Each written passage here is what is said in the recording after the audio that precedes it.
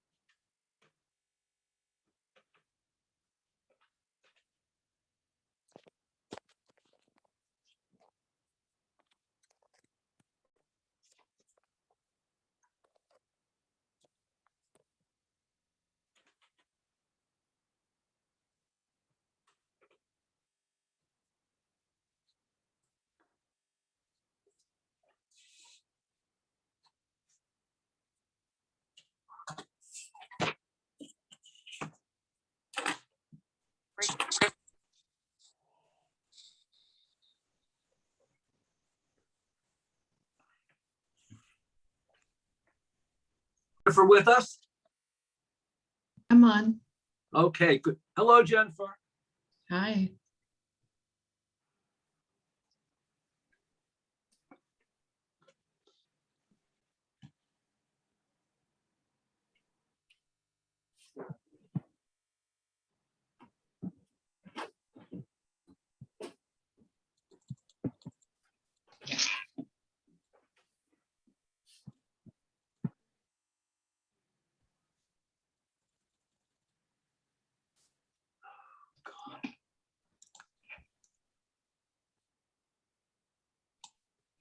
Brian, how are things at Topmark? Any deals percolating? Got a full pipeline right now. Nothing that's that far enough along for us to talk about in this format, but I'm happy to catch up anytime. Is it have you experienced the craziness that I hear about on podcasts where like you're competing with people that are closing deals in 72 hours? Like, have you felt that kind of deal heat or tried to avoid it? Or In the communities where we focus, I haven't seen a lot of that. I've heard a lot about it, but haven't really seen it directly. Not in the types of deals that we're looking at mostly. Got it.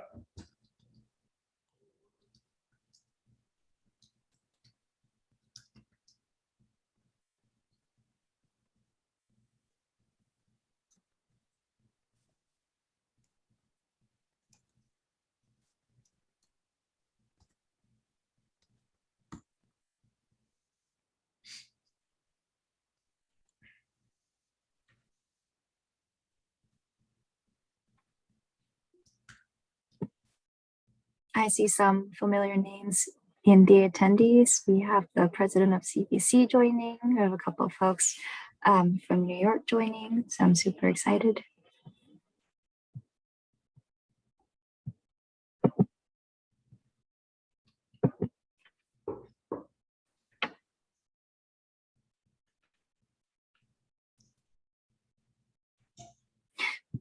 And this meeting is being recorded, so we will have a copy of it afterwards.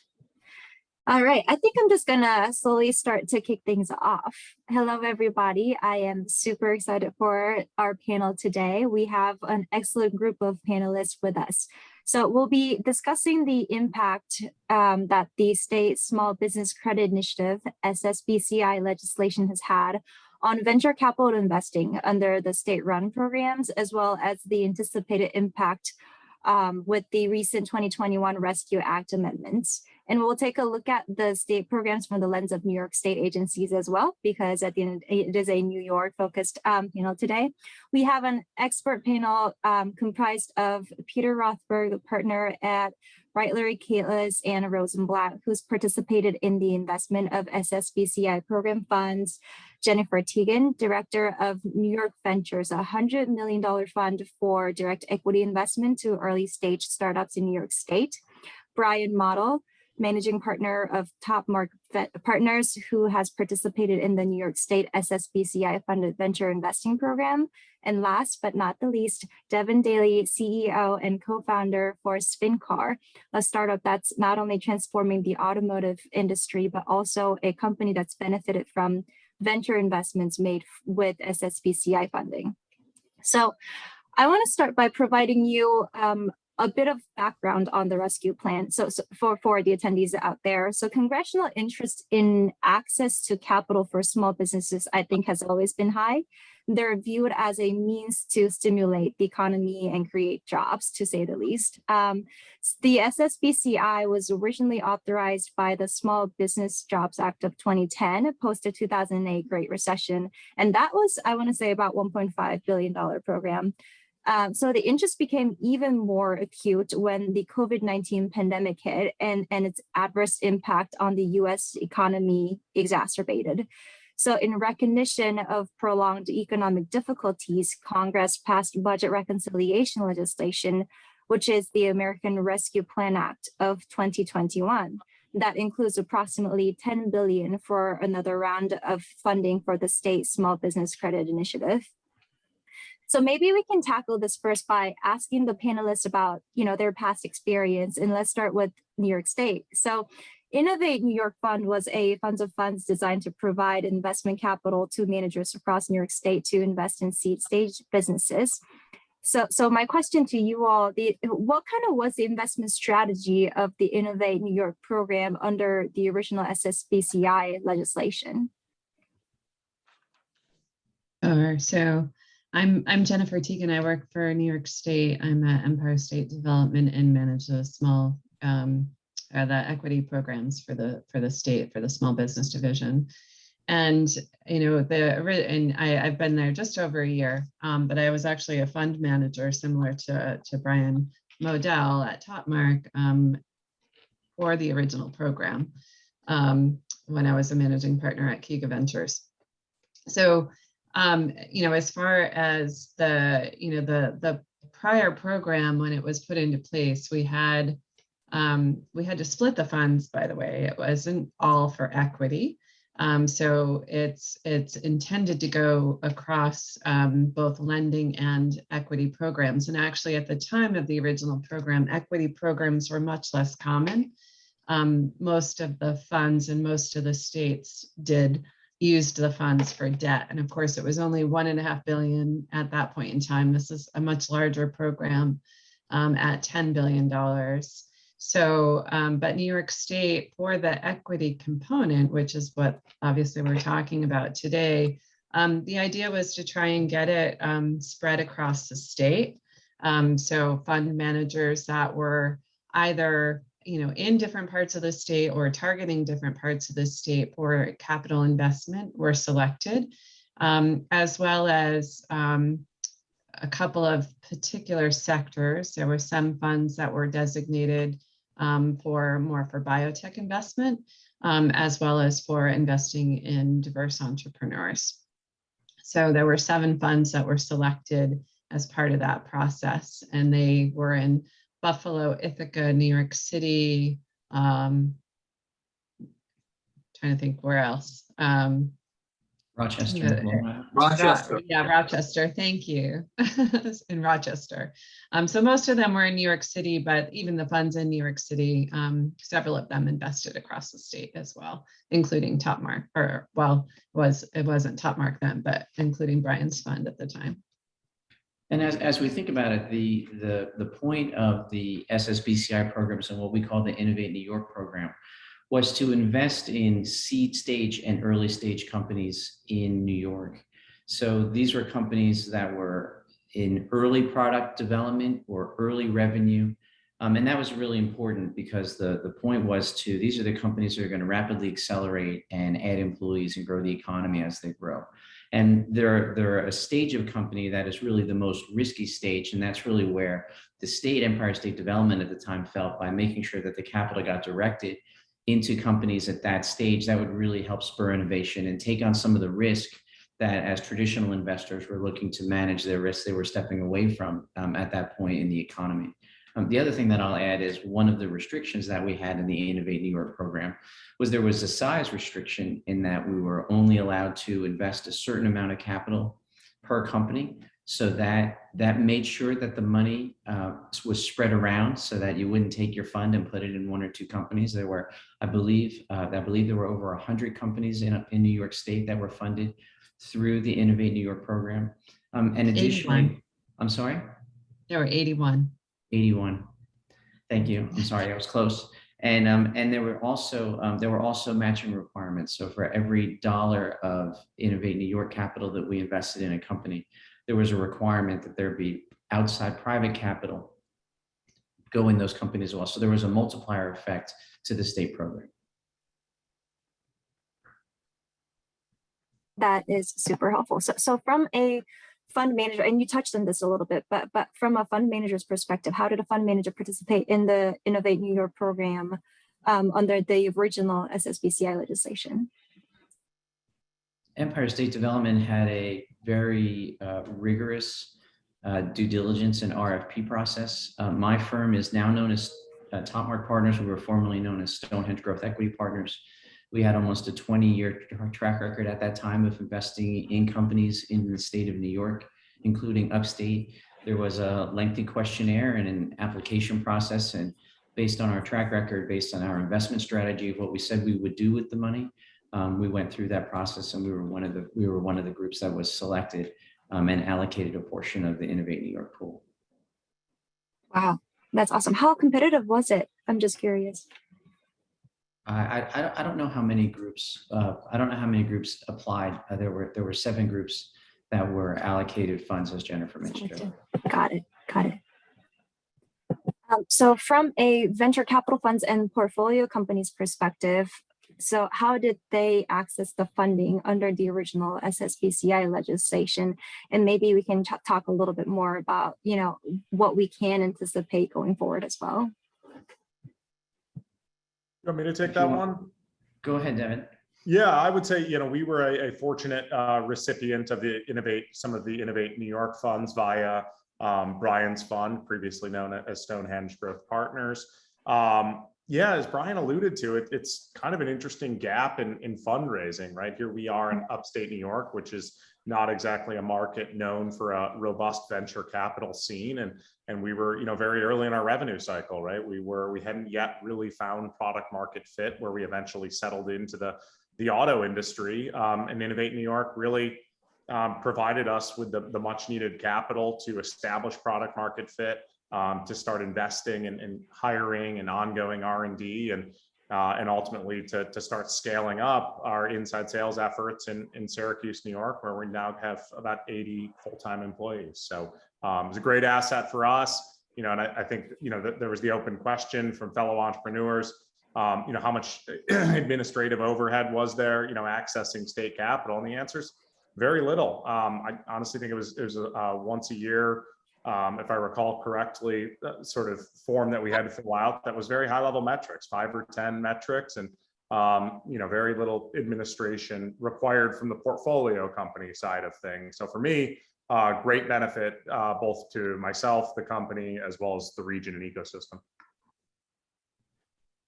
As far as generating deal flow, our firm's focus is investing on business-to-business software and technology-enabled companies, primarily located in up-and-coming markets of the country. So we focus in Florida and the Southeast and upstate New York and areas in between.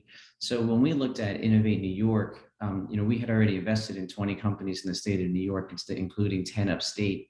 And we viewed Innovate New York as a way to deploy our same investment strategy, but at an earlier stage. So we focused our Innovate New York capital on business-to-business software and technology-enabled companies that were earlier than 3 to 30 million in revenue. The average, we invested in 7 companies out of our Innovate New York portfolio.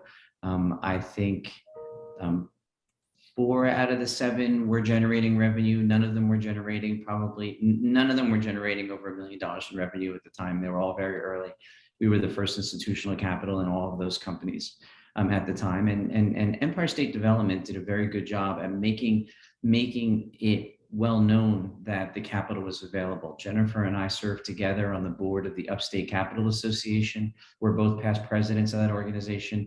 Empire State Development has been a longtime sponsor of that organization. So we would put on events across the state highlighting the fact that this capital was available. And through that, all of the fund managers were able to generate a good amount of deal flow that helped the public be aware that capital was available. We first met Devin and his co-founder at SpinCar because they were participants in the Start Fast Venture Accelerator, which is based in Syracuse. And I had been a mentor to that program. So through involvement in the community, that's how it was widely known that capital was available. And I think that's how a lot of those relationships were made. Brian, if I can pose a question, do you think that the availability of the matching money from the New York State program influenced your decision sometimes to make an investment in a particular company? Or did you find that the New York State money was just completely neutral? It was nice if you could get it, but it didn't cause you to perhaps put an extra finger on the scale for some New York State companies? Did it do that or did it not? Well, for me personally and my partners, we focus on companies that typically are not startups. They're typically $3 to $30 million in revenue at the time we invest. So without the Innovate New York money, we would not have invested in any of those companies. So by showing up to SpinCar and making an initial investment, and there was matching capital around the table that was encouraged to come in by our participation in a lot of these deals, there are local investors who say, if you find a lead investor, then we'll come in. So being able to bring that institutional rigor to the table with the state of New York's capital, that catalyzed the opportunities and got them done. And we would not have invested in any companies at that stage, but for having capital that was specifically targeted to seed stage investing. Thank you. I can say that was exactly my experience, right? We had, lots of angel investors, and wealthy individuals locally that were excited by the opportunity and the vision that we had. But exactly to Brian's point, you needed somebody to sort of set the terms of the round and provide proper corporate governance. And that's the role that Brian's firm played. And then we sort of syndicated additional funds from those angel investors. That's very insightful. So I want to switch gears a little bit and then talk a little more about the new legislation. So changes to the original Ssbci program created under the Rescue Act. What new programs were added to the Ssbci legislation by the Rescue Act? Okay, well, I can take this one. There were a couple of things that were very useful that have come out in the Rescue Act. If we talk with Jennifer, we'll get some questions to Jennifer too, that we don't know how it's all going to shake out yet because the allocations haven't really been made yet, but from the federal government. And so the states are still waiting to deploy money because they have not received it yet. But the couple of things that the Rescue Act changed, it made some allocations out of the $10 billion available in the Rescue Act to be deployed through the Ssbci. And one of those groups of monies that they have specifically allocated is there's a $1.5 billion allocation from the $10 billion that the Secretary of the Treasury is required to allocate for the benefit of businesses that are owned and operated by socially and economically disadvantaged individuals. So that's an innovation. That was not present in the original Ssbci. So that $1.5 billion set aside is going to be will be used specifically by the states for the investments in companies that are owned and operated, that are majority owned and operated by socially and economically disadvantaged individuals. The definition of socially and economically disadvantaged individuals comes from the SBA. So they did not enhance the existing definitions, and they're found in the SBA. And they typically track, different categories of people in our society who have been socially disadvantaged because of who they are, and they have not been able to derive the same economic benefits from our system that other people have because of who they are socially. And economically disadvantaged people are defined as people that have not been able, despite the geographic area in which they live, to be able to get the same level of economic opportunity, and mainly in this context, credit. They haven't been able to get sufficient credit to build their businesses or equity investments to build their businesses in their geographic areas, and they are then deemed that they can fit within the definition of the SBA as economically disadvantaged. So we've got the one set aside, the $1.5 billion set aside for economically and socially and economically disadvantaged individuals.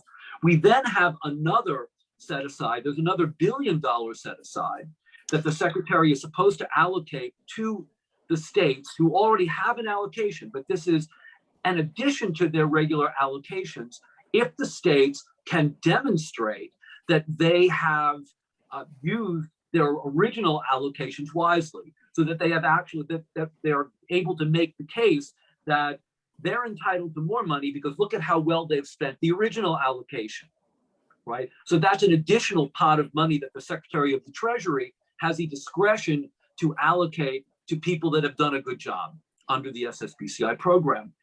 Another change, it's not something new, but the original Ssbci required, and I think, Jennifer, you can spell me on this, but I believe that under the original Ssbci, each state had to spend their allocations within a 2-year period. It's a pretty short time period, I believe, that they had to spend the allocation.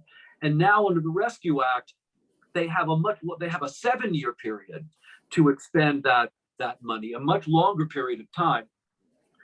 So that's also a good change. Another change is that they created a new program, a $500 million program that would be allocated only to what the Rescue Act calls very small businesses. And very small businesses are businesses that have under 10 employees. You can be an independent contractor, and or you can be a company, but you have to have fewer than 10 or fewer employees in your entity. So you could be a single person, and you could apply, but you can't have more than 10 employees. So that's another $500 million that is carved out of the $10 billion. And finally, something that I think is very, very innovative and a really great idea is that the Rescue Act also created another $500 million pot of money that can be expended for technical assistance to companies that are participating in the Ssbci programs. So that, in the past, if Brian or Jennifer was to make an investment into a company with using the Ssbci funds, that the company that received that money would have to take some of that money and they would have to spend it on lawyers, accountants, other advisors. What this new $500 million allocation does, it says we are going to provide funding to technical advisors so they can advise you, and you, the company that might be receiving Ssbci equity funds, you don't have to spend some of your own money on this technical assistance.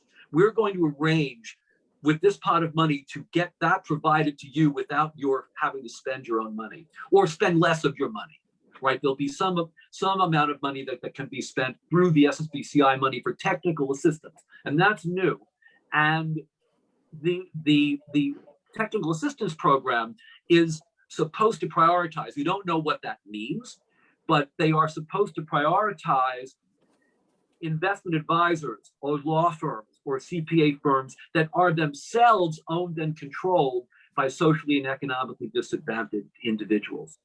So there's, again, some more leverage to benefit people that are socially and economically disadvantaged. To my mind, those are the most important changes that have been made to the Ssbci by the Rescue Act.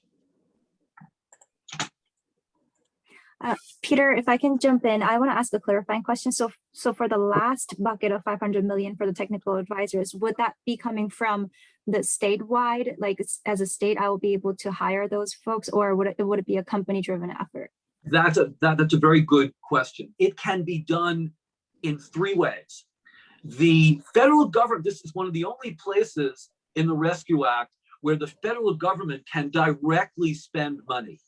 So the federal government could set up its own program of technical advisors out of the $500 million, or the states can set up their technical advisory programs. And that might, so how that might work, that could either mean that the state is going to put that money directly into the hands of the advisors, or perhaps the state could set up a reimbursement program. So if you are a company and you took money under the Innovate New York program, Jennifer might say, well, you know what, we will set up a reimbursement. It might be better if it's not funded directly from the state into the hands of the advisors. It might be better if we can set up a reimbursement program for the companies after they've hired the technical advisors. But we don't really know yet because all the regulations haven't fully rolled out, the allocations of money haven't been made, et cetera. Got it. That's helpful. So it sounds like to me that this, category of what we used to think of the socially economically disadvantaged individuals are the kind of new classes of people that are specifically benefited under the terms of the Ssbci legislation amended by the Rescue Act. Is that correct? Yes. That's a brand new part of the Ssbci program. Got it. That's super helpful. And that's quite a lot, right? It's 1.5 billion. So that's 15% of the $10 billion pot. Plus another billion that can enhance that. Right. Up to another billion that can enhance that. Plus right. the 500 million for very small businesses and the 500 million for the technical advisors. So for that billion, what kind of metrics would the state or the federal be looking at for them to say, okay, you have allocated this money in a wise manner, and then here is a top off for you? Well, I would think, and I will let Jennifer should jump in, that I think there would be metrics that the state would have to show, that they'd have to show how many companies they've invested in, how many people perhaps are now employed by those companies, the impact in the local economies that these investments have made, things like that. I would imagine. Jennifer, is that right? I mean, it's, honestly, it's not clear yet. Had some conversations. I think that Treasury is still working through what the metrics will be and how they'll measure it and what reporting they're going to ask for. But I definitely think all of that is reasonable to assume it will include, something about the workforce and the area of impact and, the some of the data that we collected previously. We had some of our money had to be targeted in the original program. I'm sorry if you can hear my dog barking. I'm not sure. He must see a squirrel or something. Some of it had to go to low to moderate income communities. And that was because of a partner that was part of the program with us. And so we had to collect things like total payroll and like location of the employees to make sure that some of them were coming from areas that were considered low to moderate income. So I would expect it would be, similar metrics to those that they'll ask us to gather and report on annually. Got it. That's super helpful. So I want to touch on the potential timeline for states to announce programs, and then your thoughts about, how to access or apply for funding under the new programs, because I think a lot of audience here today are founders or want to be founders. So if you could touch on that, I think that'd be great. So timeline, we're still waiting for the regs to drop any day. We're all chomping at the bit to get our hands on it, in part because our applications from the states are due to Treasury in mid-December. I'm guessing they're going to need to push that date out because it's taken them so long to put the regs together. And honestly, that only gives us right now, about 2 months plus holidays embedded in there. So to do all the program work, get it through our own legislatures to approve the program. So that all of that takes time, but I would expect by early next year that there will be a sense of what the programs will be. I hope. I mean, we put in the applications mid-December. It will obviously take Treasury a little while to then evaluate the applications. But I think as far as announcements from the states as to what programs will look like, I would hope sometime early in 2022. And then, you know, hopefully mid-year, some of those programs begin rolling out.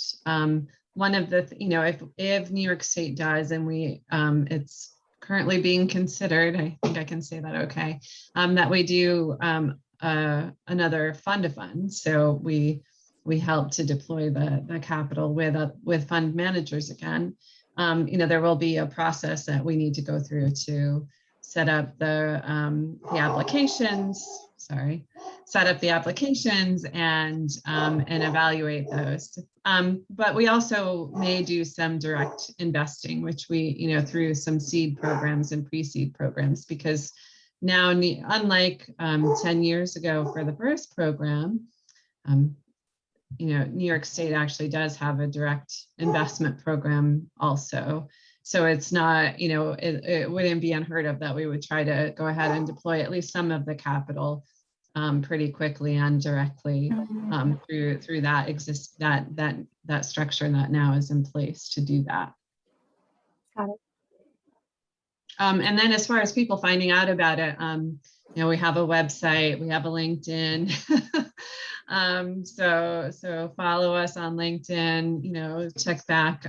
You know, there will definitely be announcements early next year. Unfortunately, you know, these things all take time. So if you're looking for capital now, but if you're just getting your business started and you think you'll be raising capital sometime in 2022, yeah. And I also will say, you know, New York State invests in companies now. Like I run $100 million fund. And so, you know, don't hesitate to if you need money sooner, you know, we don't lead rounds. You need to have a lead investor, but we're happy to talk about participating in as an investor in your financing rounds. But yeah, as far as the Ssbci monies and the availability of those, I would expect to start seeing some of those in 2022. That's helpful. I want to make sure that we have some time for Q&A. So we have one question coming from Don. And this question is in, you know, particular to the technical advisors category that's kind of new this year, for this year. So coming from a software technical advisor, it looks like someone who helps a company decide, is they're big enough to need data bricks? Is there any guidance for such experts to be included in the category of the technical advisors? Well, we really haven't, I haven't seen anything yet other than what's in the Rescue Act language itself. And it's a little opaque. It does talk about specifically lawyers, accountants, and then advisors. So an advisor can take any different kind of form, but we don't, and I don't, you know, I'll let Jennifer answer to what she's seen, but I haven't seen anything that's fleshing that out any further than technical advisors providing assistance to portfolio companies that are participating in the Ssbci with respect to technical needs. So it would have to be, you know, it would have to be something that would be provided by professionals or by people that would hold themselves out as advisors to companies generally in the area. I mean, I don't think it might be difficult for you to be a technical advisor if you don't have a track record of providing the kind of advice that you are proposing to provide to a portfolio company. But apart from that, I haven't seen anything, and I don't know if you have, Jennifer. No, I think they're still determining exactly who and how that money will be deployed at this point. So nothing direct yet on that aspect of the program either. Yeah, I mean, and how you're supposed to prioritize socially and economically disadvantaged advisors, you know, you need guidance there. Mm-hmm. I see a question directed to Devin. Devin, could you talk a little bit more about, your fundraising experience? Was it similar to your normal fundraising experience and how you'd go about it under the program? And second part of that question, was there like a community of folks, or whether it be startups or founders that were under the same program that you guys connected with, or like how did you go about the implementation afterwards? Yeah, so I guess starting with the second question there, definitely felt a sense of community with the other portfolio companies that Brian's fund had invested in. Would share best practices, software decisions, referred some candidates back and forth, made some sort of sales or business development connections. So I would say certainly within, our sister portfolio companies, there was definitely, a great network and a sense of community. In terms of my kind of fundraising process, I would say at a high level, yeah, I think felt no different than, fully kind of private funds. Candidly, I don't even know that I knew that Brian's fund, previously known as Stonehenge, now Topmark, was backed by the Innovate New York capital. It felt very, very, sort of traditional. But yeah, our fundraising path, we raised originally a small friend and family round back in, I believe it was 2013, of $250,000. We were, essentially pre-revenue at the time. Met Brian, as Brian mentioned, when we came out of the Start Fast Venture Accelerator program. Brian led what became a $1.1 million round for us. And that really bridged us through to what I would call effectively scale. So that was in 2014 when we closed that round. Didn't raise any incremental capital. We had some credit lines and leveraged a little bit of sort of growth debt or, working capital lines of credit, but that really bridged us to almost 100 employees. Didn't raise another round until 2018 when we raised a $22 million growth equity round. We were doing 12 or 13 million in revenue at the time. We had reached profitability. So I would say the New York money was really key in allowing us to get to that next stage as a company. And, here we are today. We're up to roughly 140 employees. Like I said, about 80 of those in upstate New York, another 30 in Manhattan. We just acquired our first company out of the Republic of Georgia. So yeah, it's been a great sort of launching pad for us and a phenomenal resource. That's absolutely fantastic, because I mean, like, speaking from my experience, my previous venture capital days, I think, a lot of seed stage investors kind of have a difficult time getting to that Series A stage. So like bridging that gap, I think it's really important, having institutional investors, because they're so rigorous in terms of reporting, in terms of, helping companies grow. So having that first institutional investor money is super duper important, right? So, I mean, the fact that Innovate New York could help you do that, I think it's really great. I saw a question pop up, and I think Jennifer kindly answered it for us. Is the U.S. Treasury requiring reporting on returns and success? Yeah, they definitely will be. And I shared a link from the prior program and all of the reports that were created and publicly shared on the success of that program. I also, I can drop in the chat as well. New York State did a final press release on the New York State program as well to talk about the success, but it was 81 companies, 2,200 jobs created. I think it was over $300 million of capital that was ultimately invested, through the date of that final report. There's been a lot more invested in those companies since then, but so the leverage of, for the program was good. It was close to 10 to 1 on that, of the dollars invested to the private dollars that went into it. And I think, we've had an IPO. I'm expecting another someday. That's awesome. We've had a number of great exits, including, ones like SpinCar. Recently, a company called GiveGab was an exit. So there's been, it's been a really successful program. And just so everybody knows too, so they're thinking like, oh, what do you do with the returns? Well, we redeploy, the returns that come to New York State get reinvested back into more small businesses. Oh, wow. So that economy of money and cycle continues, and I think that's fantastic. All right. Is there any other questions that we can help you answer? I'm going to give a couple minutes for everybody.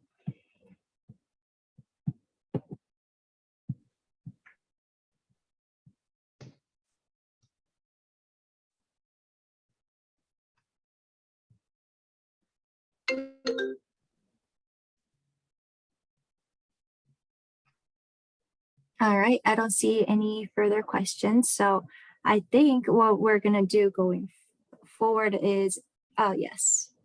Yes, how will you share the recording? The recording will be shared through the CVC platform, as well as it will be distributed to all of the participants and panelists so that you can rewatch it.